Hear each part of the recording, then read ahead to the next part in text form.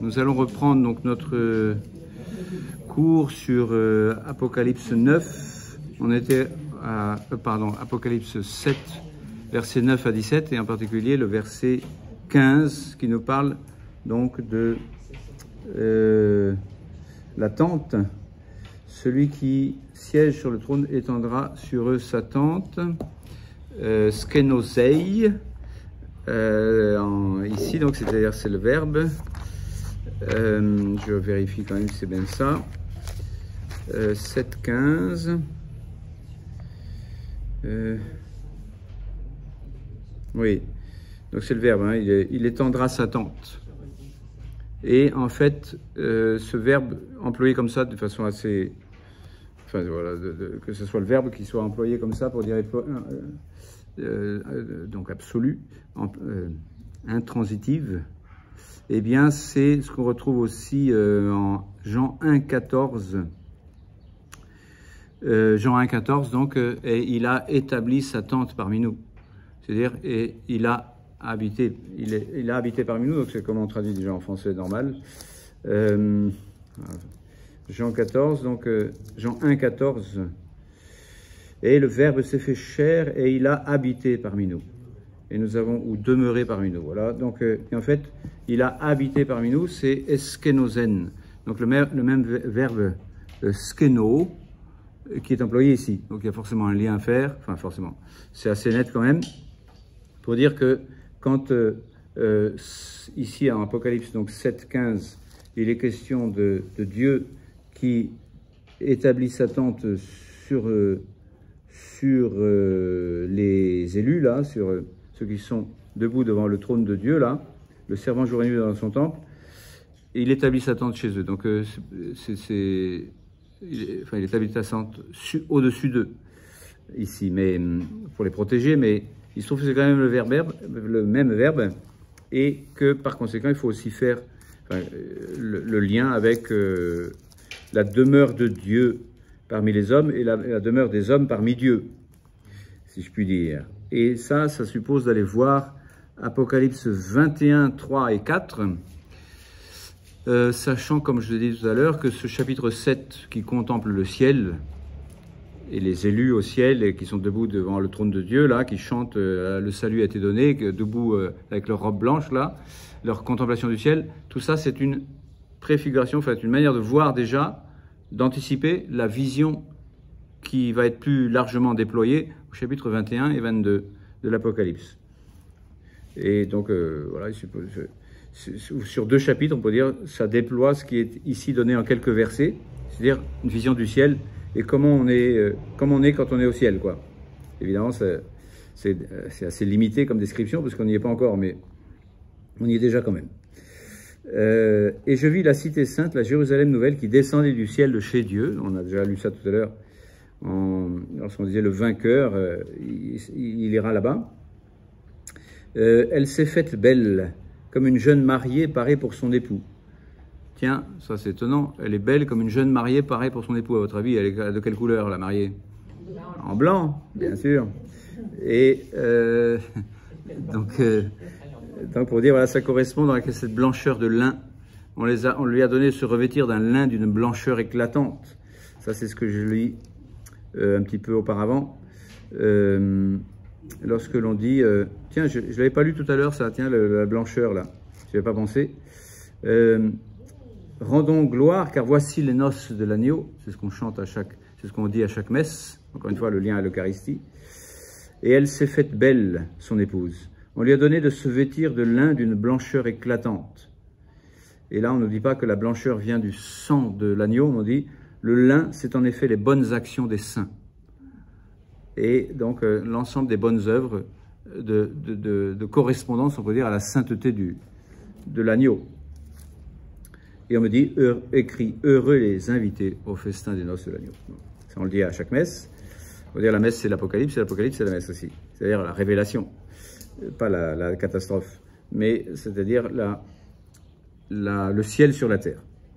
Et là, voici que on nous décrit donc le ciel au ciel, mais qui est en même temps sur la terre quand même, puisque j'entendis alors une voix proclamer du trône, « Voici la demeure de Dieu avec les hommes, Et quand vous allez lire demeure de Dieu, vous lisez le mot tente, skene. Voici donc la tente de Dieu avec les hommes. Il aura sa tente avec eux et ils seront son peuple. Là, il faut que je vérifie si le mot tente est 2 fois aussi. Donc Apocalypse 21, voilà, 3 et 4. Non, oui, 3 et 4. La tente de Dieu parmi les hommes, et il plantera sa tente, enfin, il établira sa tente, donc le même skenosei, donc le même verbe donc au futur, quoi, tout simplement. Eh bien, il établira sa tente et ils seront son peuple, et lui, Dieu avec eux, sera Dieu.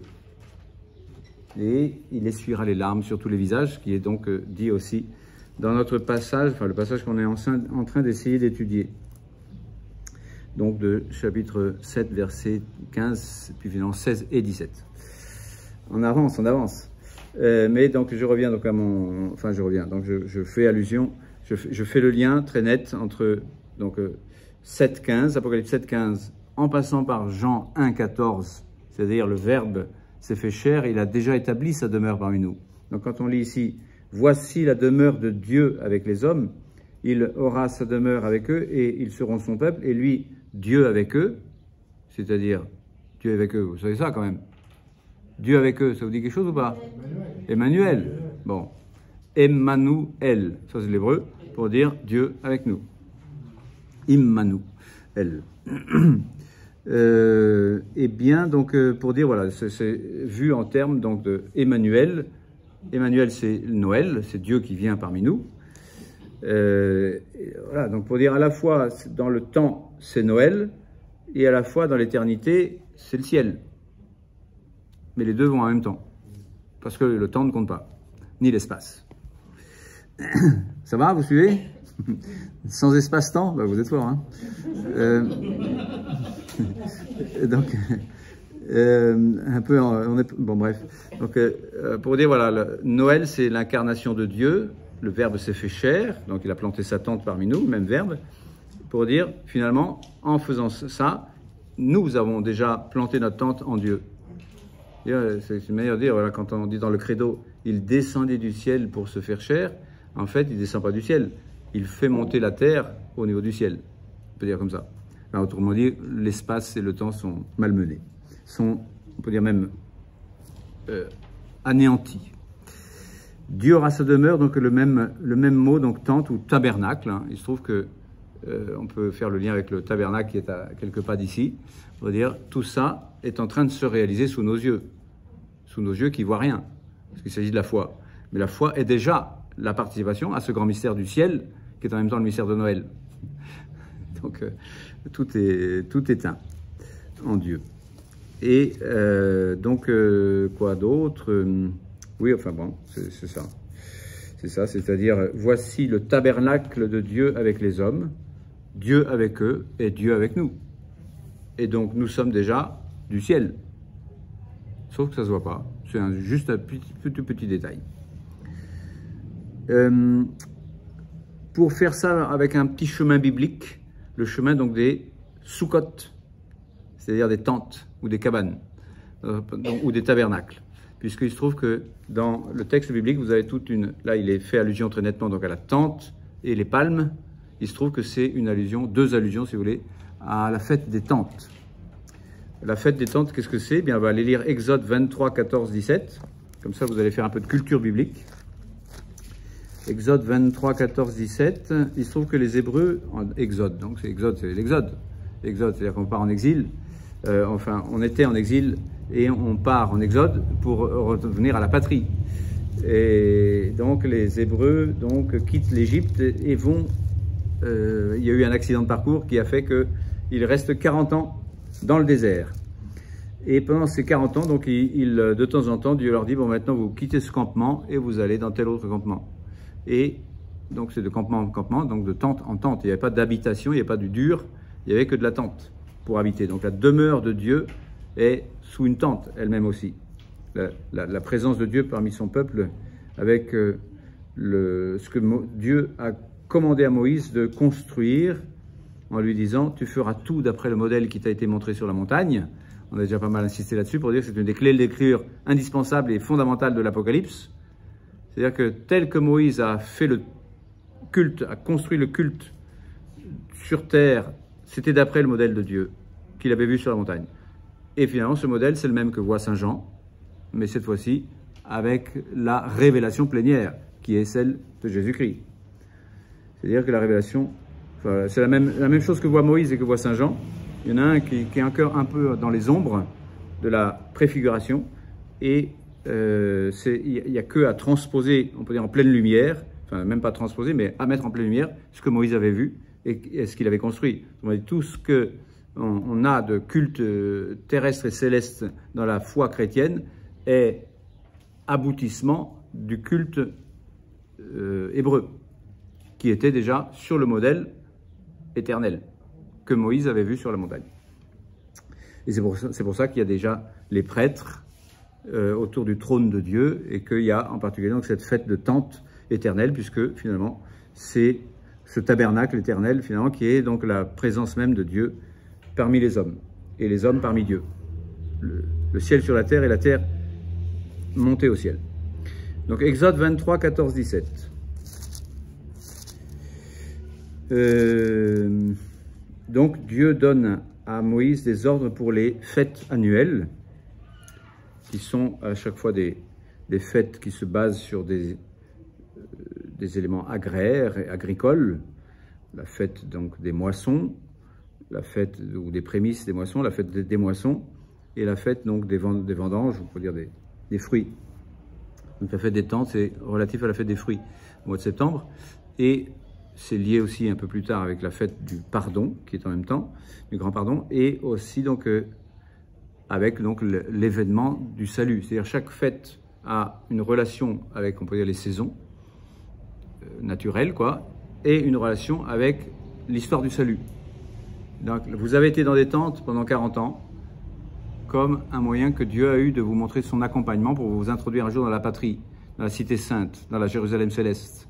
Enfin, pour nous, c'est céleste, mais pour eux, c'était encore donc la patrie terrestre, le territoire d'Israël, la terre d'Israël. Et finalement, donc, qu'est-ce que je voulais dire avec ça? Que donc, vous allez célébrer ces fêtes qui vont en même temps donc célébrer la nature et les dons de Dieu, les fruits, voilà, et en même temps célébrer la culture, si je puis dire, c'est-à-dire le salut, l'histoire du salut. Donc célébrer le salut, célébrer les événements que par lesquels Dieu a procuré le salut. Tu me fêteras 3 fois l'an. Tu observeras la fête des azimes, c'est-à-dire des sans levains, donc une manière de se purifier de ce qui corrompt, parce que le levain ça corrompt. Ça fait, quand on pense à la confiture, pas du pain, mais quand on pense à la confiture, eh bien ça vous fait de la corruption, le zim, c'est-à-dire le levain. Donc azim, c'est-à-dire sans corruption. Bref, pendant 7 jours, tu mangeras des azim, des pains sans levain, donc comme je te l'ai ordonné au temps fixé du mois d'Abib, c'est-à-dire le mois des épis, car c'est en ce mois que tu es sorti d'Égypte. Donc c'est à la fois pour célébrer les épis et à la fois pour célébrer ta sortie d'Égypte, la Pâque. Donc c'est la fête de la Pâque. On ne se présentera un. Tu observeras ensuite la fête de la moisson, donc que l'on appelle aussi donc les chevouottes, c'est-à-dire des semaines, 47 fois 7 semaines, plus 1, 50e jour, Pentecôte. Des prémices de tes travaux, des semailles dans les champs, et voilà, donc ça c'est prémices donc de tes moissons. Fête de la moisson, à la fois agraire, et à la fois, ça c'est plus tardif, don de la loi, puisqu'il se trouve que la loi sur l'Horeb date de quelques mois, enfin c'est pas très exact, par rapport au salut de Pâques. Finalement, tout de suite après, il y a eu le don de la loi.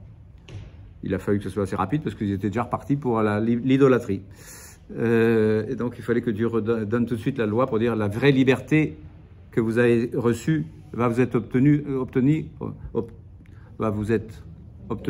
que si vous avez la loi. La loi n'est pas la diminution de la liberté, mais ça garantit.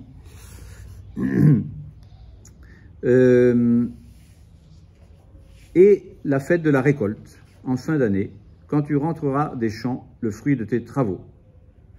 3 fois l'an, toute la population mâle se présentera devant le Seigneur Yahvé. Donc voilà, il y a un petit paragraphe pour dire, voilà, il y a les 3 fêtes de pèlerinage, 3 fêtes qu'on appelle aussi des montées. Il y a aussi les psaumes des montées, parce qu'il se trouve que Jérusalem, ça monte physiquement. Si vous voulez, quand vous allez à Jérusalem, vous montez à Jérusalem, jusqu'au une sorte de point culminant, effectivement, quand vous allez sur le mont des Oliviers. Après que vous allez vers Jéricho, vous avez une longue descente sur 30 km là. Et c'est pareil dans l'autre sens, un peu moins net, mais bon. Qu'est-ce que je disais, moi? Donc, Exode 23, 14 à 17, donc je viens de les lire. Donc, les 3 fêtes, et en particulier donc, cette fête donc, des récoltes, comme il est dit ici, mais qui va s'appeler donc plus tard la fête des tabernacles. Lévitique 23, 33 à 36. Lévitique, c'est après Exode, donc 23, 33 à 36, donc c'est tout un livre sur le culte.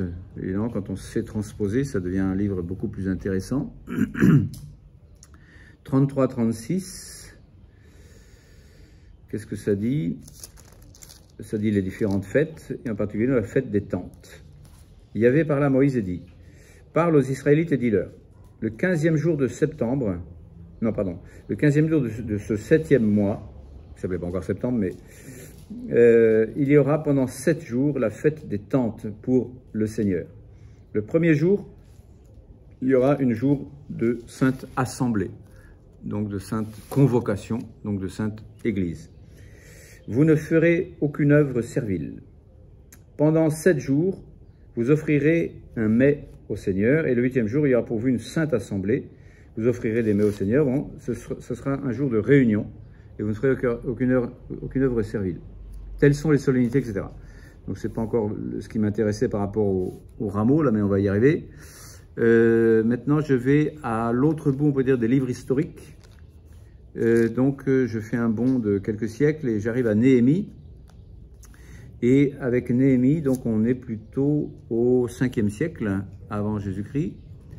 Donc mettons qu'on est autour de l'an 450 ou 500. Et par là, quoi. Et puis, donc on a fait 7 ou 8 siècles d'observation plus ou moins de ces fêtes-là, avec des hauts et des bas, parce qu'il y avait des exils, etc. Là, on est de retour d'exil pour ce qui est de Juda. Et donc Néhémie 8, 13 à 18, il y a toute une belle fête là de retour d'exil et de célébration, et la célébration se situe à la fête des tentes. Et en particulier, on a ceci qui va vous décrire un petit peu plus justement comment on vivait la fête des tentes. Néhémie 8, 13 à 18, et pourquoi ça s'appelle la fête des tentes? Parce que justement, se faisaient des cabanes avec des branchages, donc des tentes, on figurait les tentes avec des branchages quand on venait en pèlerinage à Jérusalem. C'est-à-dire qu'autour de Jérusalem, tous les gens qui avaient réussi à venir pour la fête, eh bien, séjournaient sous des cabanes en rameaux, en particulier quand vous prenez des rameaux de palmiers, là, vous en faites des paquets, ça finit par faire quelque chose d'assez costaud quand même. Donc, Néhémie 8, 13 à 18, on disait, le 2e jour, les chefs de famille de tout le peuple, les prêtres et les lévites se réunirent autour du scribe Esdras, donc Esdras et Néhémie sont contemporains, pour scruter les paroles de la loi. Ils trouvèrent écrit dans la loi que le Seigneur avait prescrite par le ministère de Moïse que les Israélites habiteront sous des huttes, ou sous des cabanes, donc sous des soukottes, durant la fête du 7e mois. Et donc, on nous dit quoi? Oui, on fait référence au texte, là. Bon, au texte que je viens de lire. Et qu'ils annonceront et feront publier dans toutes leurs villes et à Jérusalem, allez dans la montagne alentour, là, et rapporter des rameaux d'olivier, de pin, de myrte, de palmier et d'autres arbres feuillus pour faire des huttes comme il est écrit. Donc c'est voilà, c'est physique et clair, là, c'est net et précis et concret. Le peuple partit, ils rapportèrent des rameaux, donc de toutes sortes là, donc en particulier des palmiers là, des palmes à la main, des rameaux disons, et chacun sur son toit, dans leur cour, dans les parvis du temple de Dieu, sur la place de la porte des eaux et sur celle de la porte d'Éphraïm, donc à la fois chez eux, à la fois sur leur toit, c'est-à-dire il y a le toit en terrasse, et puis vous faites une cabane au-dessus, quoi, pour dire je veux séjourner en cabane.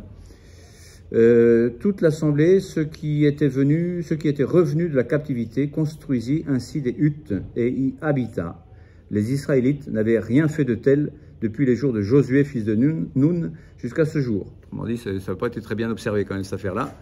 Enfin, il se trouve que du temps de Néhémie, donc on y revient, on dit en fait c'est ce que Dieu nous avait demandé. Et donc on va soit l'interpréter un petit peu, soit le revivre comme on nous avait donné la tradition de le vivre. Et vous avez ça aussi dans le psaume 117-118 que vous connaissez par cœur puisque c'est le psaume de la résurrection. Ec dies quam fecit Dominus. Voici le jour que fit le Seigneur, mais il se trouve que c'est intitulé d'ailleurs comme ça dans ce psaume 117-118, liturgie pour la fête des tentes. Bon, c'est sûr que ça peut être en effet assez clair, mais bon. En tous les cas, il y a à un moment donné, il y a le verset 27. Et ce verset 27 nous dit, voilà, serrez vos cortèges, rameaux en main, jusqu'aux cornes de l'autel.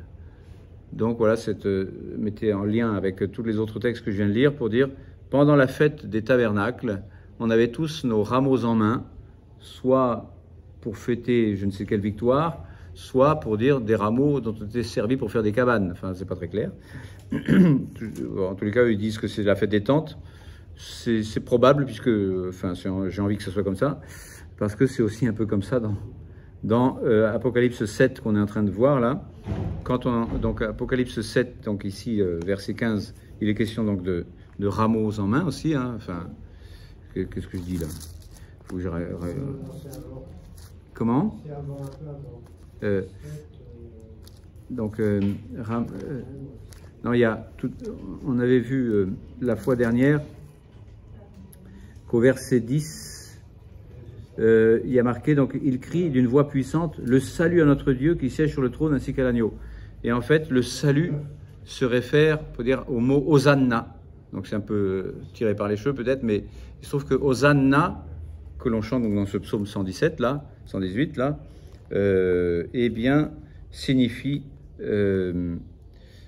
donc on chante le salut, quoi. Parce que Hosanna, ça veut dire sauve-nous s'il te plaît. Donc ça avait perdu son sens étymologique du temps déjà de ce psaume, sans doute aussi, en tout cas du temps de Jésus, quand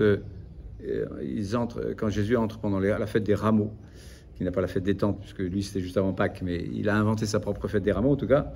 Et donc pour dire, voilà, Hosanna au fils de David.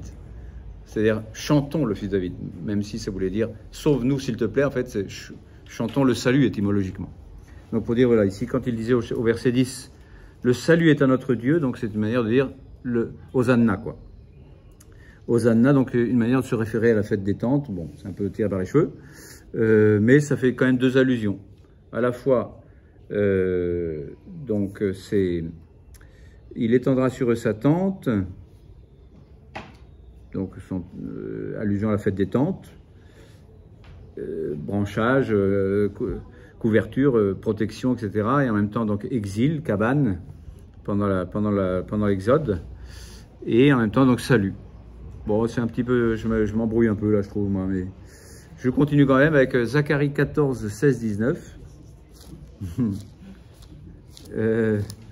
Enfin, voilà, c'est vrai que quand c'est pas, enfin, quelquefois on a fait des liens et des liens et des liens là. Il y a un auteur qui est pas recommandable parce qu'il s'appelle Umberto Eco, qui a écrit donc des trucs extrêmement anti-chrétiens, quoi.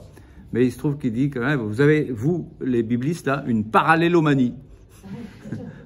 Vous voyez des parallèles partout. Donc c'est sûr qu'il faut qu'il soit judicieux. Une parallélomanie.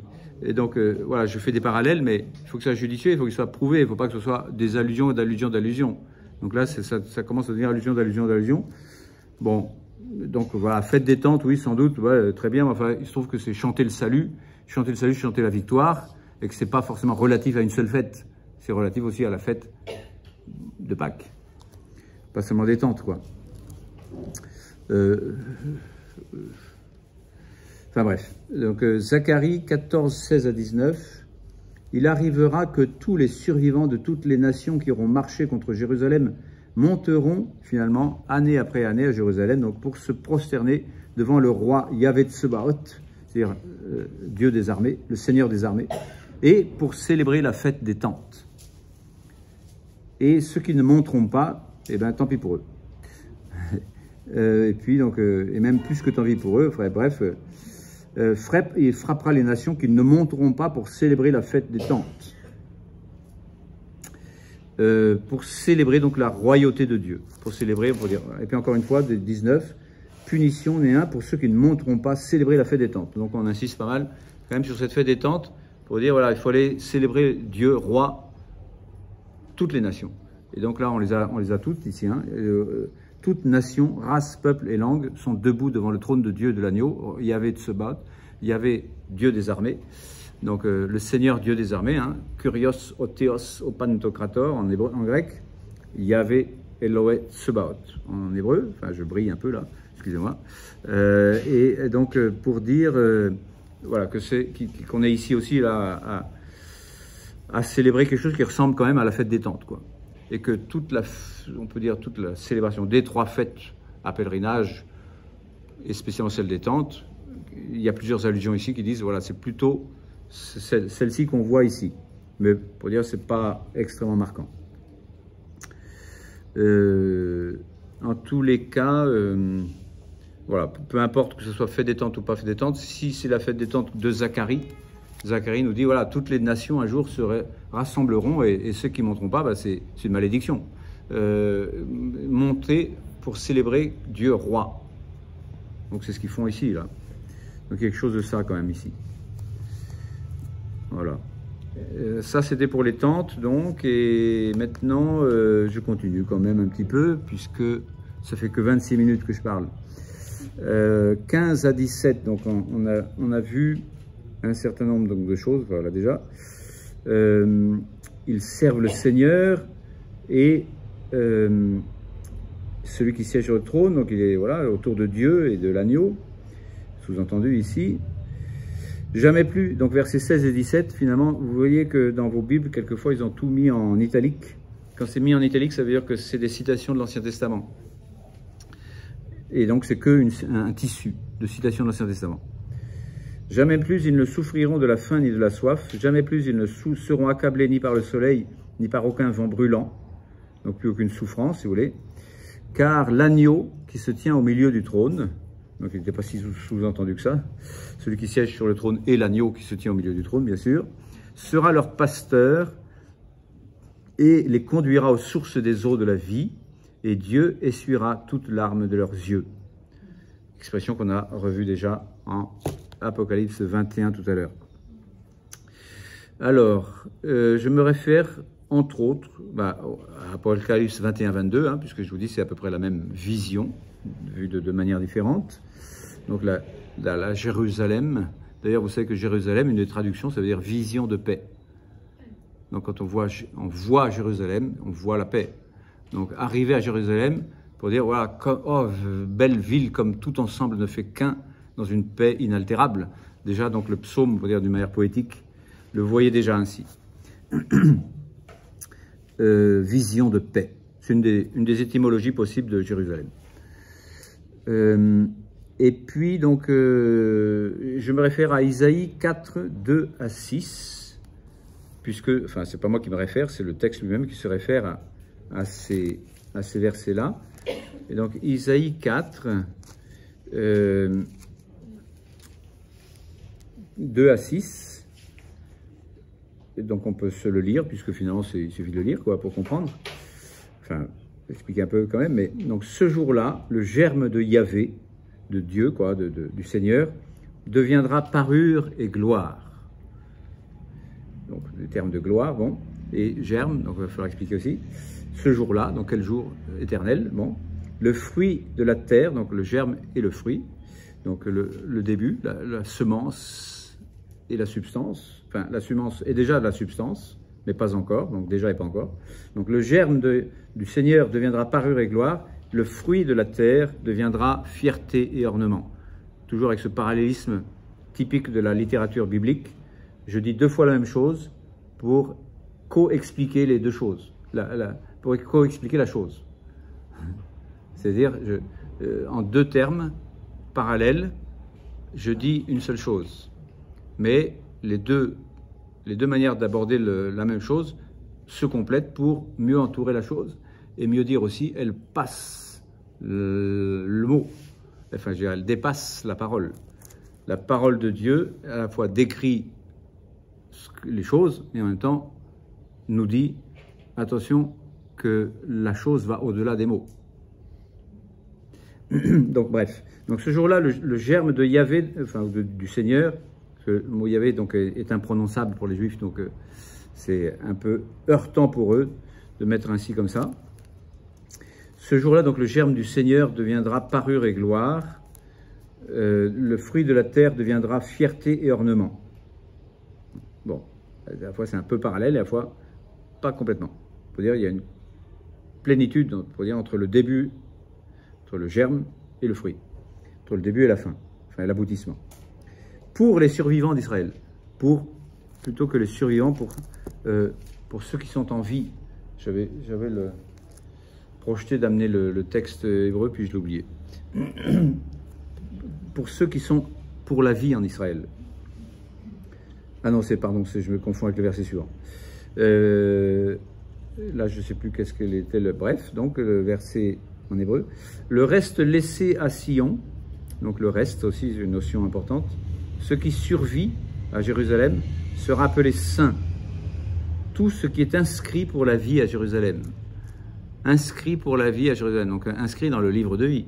On retrouve ce livre de vie là, et puis on retrouve donc à la fois en même temps cette idée de reste et cette idée donc de germe et de fruits, enfin de plénitude en substance et en accomplissement, en promesse et en accomplissement. Et je continue. Lorsque le Seigneur aura lavé la saleté des filles de Sion, comme on dit les âmes, de leurs péchés, et purifié Jérusalem du sang répandu, c'est-à-dire du mal, quoi, de la violence, au souffle du jugement. Le souffle, c'est l'esprit. Le jugement, c'est bon, c'est ce qui se passe pour aller au ciel aussi. Et au souffle de l'incendie, Yahvé créera, donc le mot créer, c'est pas si fréquent dans la Bible, hein, donc il créera ici, partout, donc il va faire une recréation. Partout sur la montagne de Sion et sur ceux qui s'y assemblent, donc l'assemblée, la convocation, aussi l'église, c'est le même mot, hein, une nuée le jour, donc allusion à l'Exode aussi, et une fumée avec l'éclat d'un feu flamboyant la nuit. Donc c'est pas une fumée, c'est une nuée, quoi. Donc l'éclat de la nuée, donc la nuée c'est la théophanie, donc c'est toute une thématique biblique aussi. Car sur toute gloire il y aura un dais et une hutte pour faire ombre le jour contre la chaleur et servir de refuge et d'abri contre la verse et la pluie. Donc ça a l'air de rien, ce petit texte, enfin il est d'une densité incroyable, que je n'ai pas, on peut dire, assez étudié là présentement pour vous en parler, mais simplement vous dire que c'est très en référence finalement avec cette vision du ciel. Et que on peut lire parfaitement cette formule d'Isaïe 4 là, ces formules là de 4, 2 à 6, comme dans une lecture ce qu'on appelle eschatologique, c'est-à-dire une lecture céleste, éternelle. Et que c'est la vraie lecture en fait.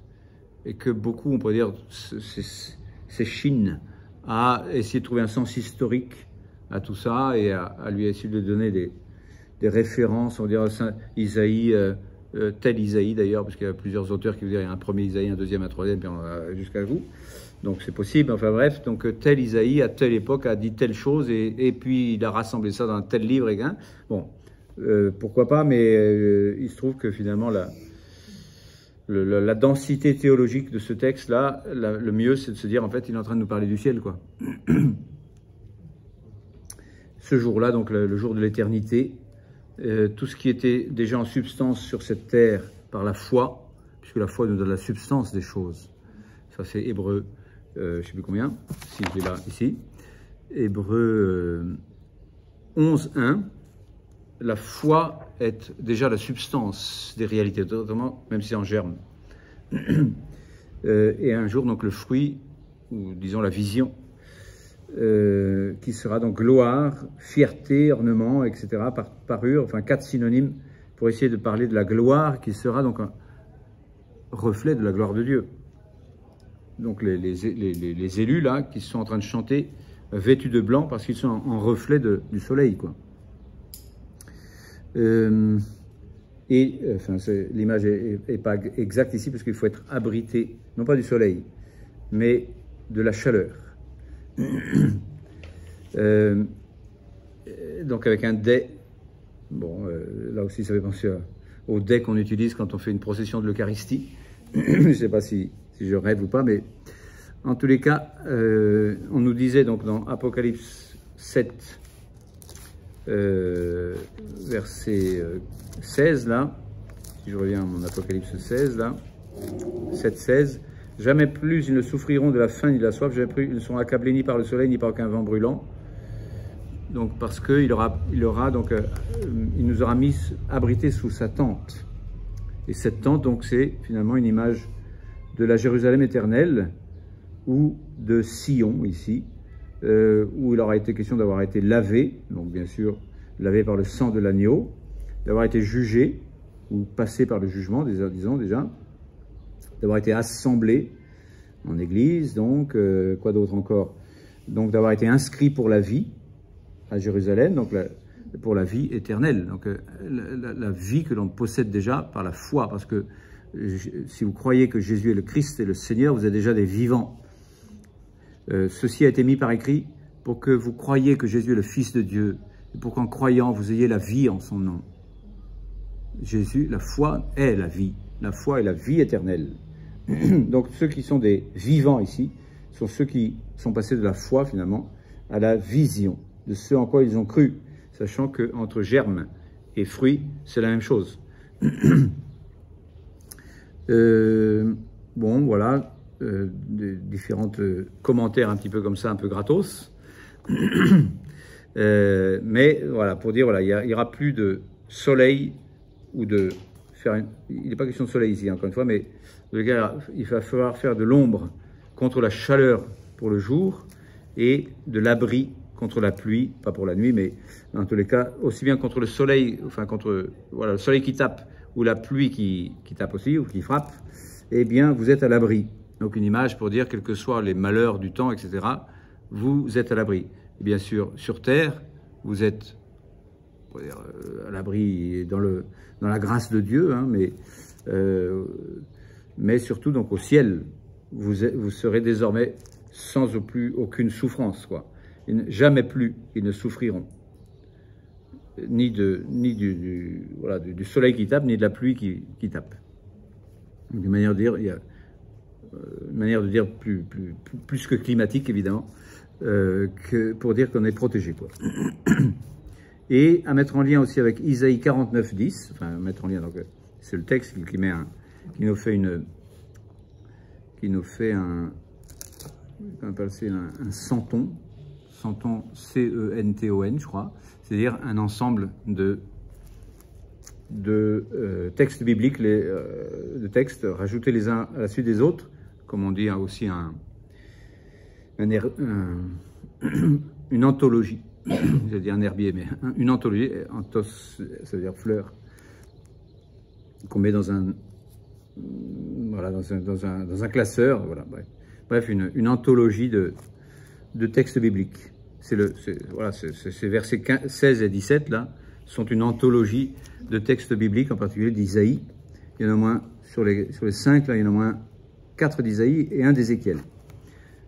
Plus d'autres à mettre en lien, parce que chaque texte biblique, pour dire, fait une piste biblique. Donc 49, 10, Isaïe 49, 10. Ils n'auront plus faim ni soif, ils ne souffriront pas du vent brûlant, ni du soleil, car celui qui les prend en pitié les conduira et les mènera vers les eaux jaillissantes. Tout ça donc à mettre en lien avec Isaïe 49, donc j'ai pas étudié spécialement aujourd'hui, mais je vous lis simplement le titre, voilà, la joie du retour. Autrement dit, la joie du retour d'exil, c'est-à-dire la joie d'arriver à la patrie.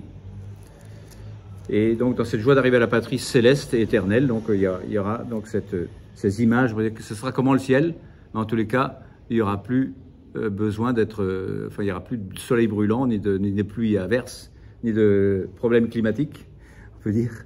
Il n'y aura plus de réchauffement climatique, des règlements climatiques, plus exactement. Bref, il les mènera vers les eaux jaillissantes, et là, bien sûr, vous allez au cœur du Christ à nouveau.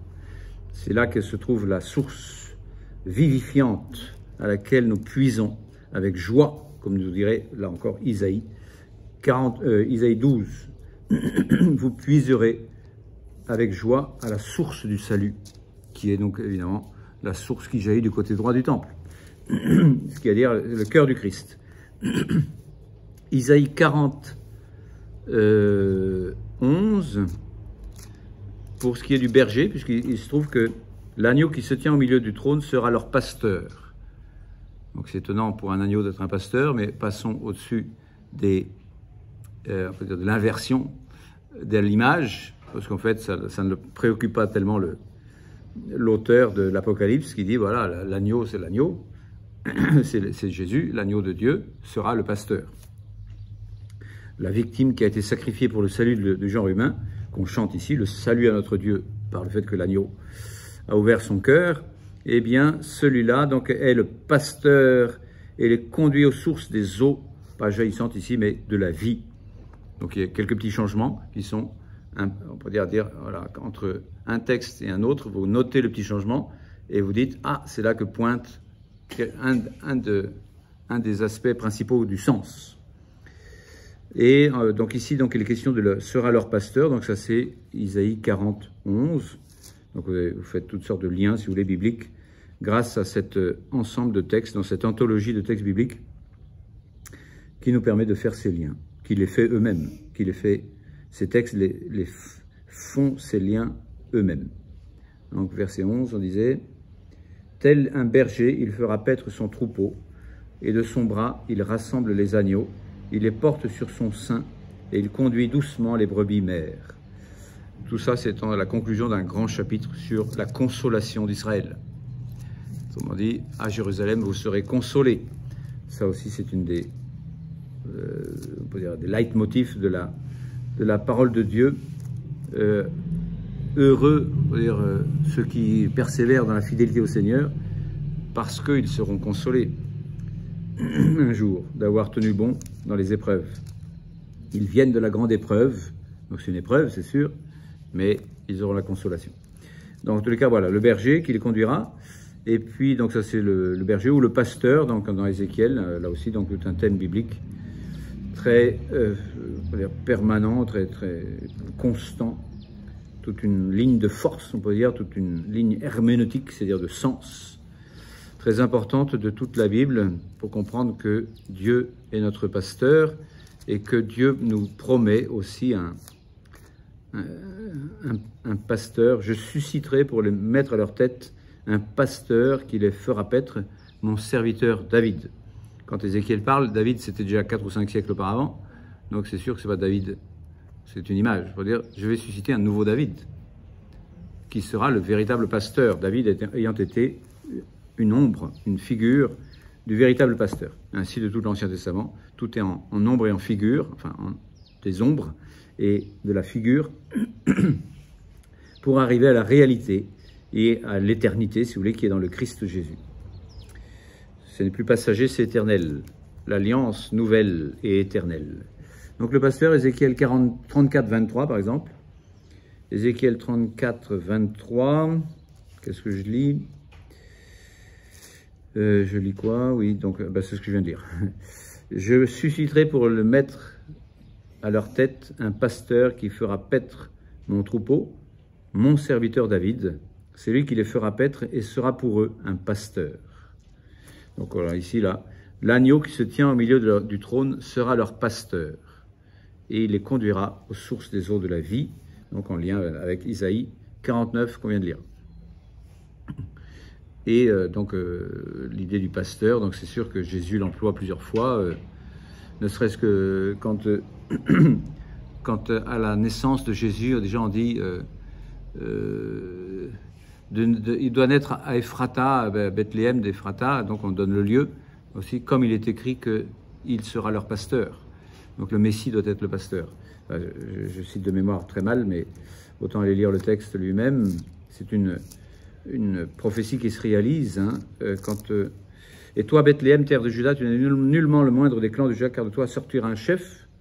Ça, c'est Michée. Et puis, on rajoute un autre passage qui est dans 2 Samuel, je crois, ou 1 Samuel, qui sera pasteur de mon peuple Israël. Donc, on met le lien. Le Messie devait être le pasteur. C'était naturel pour les Hébreux de l'époque. Et ce sont les scribes et les anciens du peuple là, qui sont en train de dire cette citation. Donc, pour dire c'était naturel de relier ces deux figures, à la fois le Messie qui doit être à Ephrata, Bethléem, et qui doit être comme David, hein, David était de Bethléem, et qui doit donc être aussi donc, le pasteur de mon peuple Israël. Et puis Jésus lui-même dit, à un moment donné, il eut pitié d'eux parce qu'ils étaient comme des brebis qui n'ont pas de pasteur, et qui dit, voilà, il faut que je sois le pasteur, mais pas pouvoir fournir tout. Hein. Donc vous aussi, vous allez faire pasteur. C'est ce qu'il dit, voilà, donc, qu'est-ce qu'il dit quand il dit ça, là quand il dit ça, pardon, je perds du temps. Ah oui, je vais être verset 9, chapitre 9, pardon. À la vue des foules, il en eut pitié, car ces gens étaient là et prostrés comme des brebis qui n'ont pas de berger. Alors il dit à ses disciples, il dit à ses disciples, je vais tout faire, c'est moi le pasteur, d'accord, le chef des pasteurs, comme dira Saint Pierre, citant aussi la Bible. Il dit, la moisson est abondante et les ouvriers sont peu nombreux. Priez donc le maître de la moisson d'envoyer des ouvriers à sa moisson, d'envoyer donc des pasteurs pour succéder aux pasteurs, enfin pour compléter le travail du pasteur, des pasteurs en second, pour continuer cette pitié de Jésus. J'ai pitié de ces foules et qui sont là et écorchés vifs, pas seulement prostrés. Et donc voilà, et donc il envoie. Et juste après, donc vous avez le discours missionnaire, c'est-à-dire l'envoi en mission des apôtres. Pour dire voilà, bon, ça c'est l'Église, mais en tous les cas, le pasteur central et suprême, David, c'est le Messie, c'est Jésus. Et donc ça se réalise au ciel. À condition de se laisser guider sur terre, donc par lui aussi, ce qui suppose de passer aussi donc par cette assemblée qui est l'Église et les sacrements qui sont Jésus donnés. Isaïe 25, 6 à 8, repris aussi donc dans Apocalypse 21, 4, c'est-à-dire Dieu essuiera toute larme de leurs yeux. Donc cette consolation, une manière d'exprimer la consolation, en hébreu Menachem. Menachem, c'est-à-dire consolation. C'est pas seulement un prénom d'un homme politique, mais c'est donc le consolateur en fait. Hein. C'est ainsi que l'appelle d'ailleurs un des noms du Messie. Le vieillard Siméon a dit, voilà, il proclamait la bonne nouvelle à tous ceux qui attendaient la consolation d'Israël, qui devait arriver donc par le Messie. Donc je vous disais, Isaïe 25, 6 à 8, là qu'il faudrait lire aussi et commenter tout ce Isaïe 25, qui est très beau et qui est toute une vision apocalyptique au sens de révélation, oui, mais au sens donc eschatologique, c'est-à-dire d'éternité. La meilleure interprétation de ça, c'est l'éternité. Yahvé Tsebaot, c'est-à-dire le Seigneur des armées, prépare pour tous les peuples, pas seulement un seul peuple, pas seulement le peuple juif, mais tous les peuples, c'est-à-dire tous les peuples, nations, langues et races, comme on vient de le voir donc, au chapitre 7, verset 9, on ne l'a pas vu ce matin tout à l'heure, mais un festin de viande grasse, c'est-à-dire, c'est pas très bien traduit, mais et un festin de bon vin, de viande moelleuse, c'est un peu plus mieux traduit, et de vin dépouillé, comme par hasard, la chair et le sang. Ceci est ma chair à manger, et ceci est mon sang à boire. Enfin, le vin, la viande et le vin, finalement, c'est pas pour rien qu'il n'y a que de la viande et du vin, deux fois en plus, en parallèle, encore une fois. Il a détruit sur cette montagne le voile qui voilait tous les peuples. Il l'a détruit et il a mis sa tente à la place. Le voile qui voilait tous les peuples, le tissu sur toutes les nations, tous les peuples, toutes les nations, encore une fois. C'est universel. Il a fait disparaître la mort à jamais. Autrement dit, c'est la vie là-haut. Enfin, c'est là-haut, parce que c'est la vie, il n'y a plus de mort. Il n'y a plus que la vie. De mort, il n'y en a plus. C'est ce qu'il dit donc en Apocalypse 21, quand il dit, justement, il va essuyer les larmes sur tous les visages. Le Seigneur Yahvé a essuyé